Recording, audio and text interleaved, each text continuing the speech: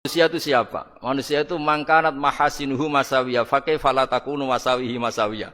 Manusia itu orang ketika baik saja salah, apalagi pas salah. Coba saya misalnya pidato begini, di atas panggung saya orang alim pidato nasihati orang. Di saat yang sama seperti yang tanya Mas Wildan tadi, ada agak sopannya. Di situ ada mungkin orang yang lebih sepuh timbang saya. Masa lebih muda kok di atas? Yang di bawah lebih tua. Ada agak sopannya. Mau enggak pidato disuruh, mau di atas disuruh, enggak sopan sama yang. Tapi misalnya yang paling sepuh pidato enggak pernah ngaji kok pidato terus gimana? Artinya ketika kita baik saja ada salahnya, apalagi pas salah. Sebab itu ajaran Rasulullah itu suruh berdoa Rabbana dzalamna anfusana. Sebelum minta itu merasa ya Allah kita ini mendolimi diri kita sendiri. Karena dalam pilihan-pilihan itu pasti ada salahnya. Coba misalnya Anda bangun masjid habis 2 miliar. Yang harusnya 1 miliar sudah jadi. Terus nanti suatu saat ketemu Allah ditanya.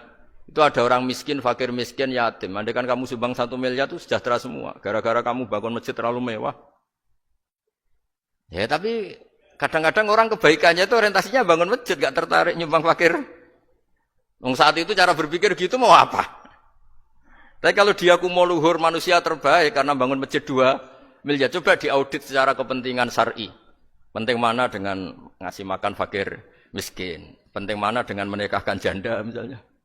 Penting mana dengan pendidikan? Apa artinya masjid mewah orang nggak tahu halal haram, nggak tahu najis, nggak tahu cara sesuci, nggak tahu cara adzan yang benar. Terus penting mana untuk beli kitab sama dipakai masjid? Apa artinya beli kitab apa tapi nggak makan? Penting mana makan sama beli kitab? Ada auditnya.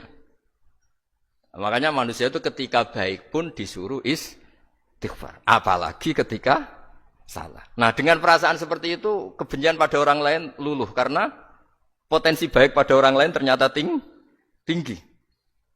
Dan potensi salah ke kita juga tinggi. Nah dilatih gitu. Jadi di Ihya itu ada kitab tawaduk. Kitab tawaduk itu dilatih. Ketemu orang tua. Huwa aksaru ibadatan. Dia mesti ibadahnya lebih banyak. Karena lebih tua timbang saya. Pasti sholatnya lebih lama timbang saya. Ketika Anda sudah tua melihat anak-anak. Huwa aqallu minni maksiatan. Mesti maksiatnya tidak banyak karena masih kecil.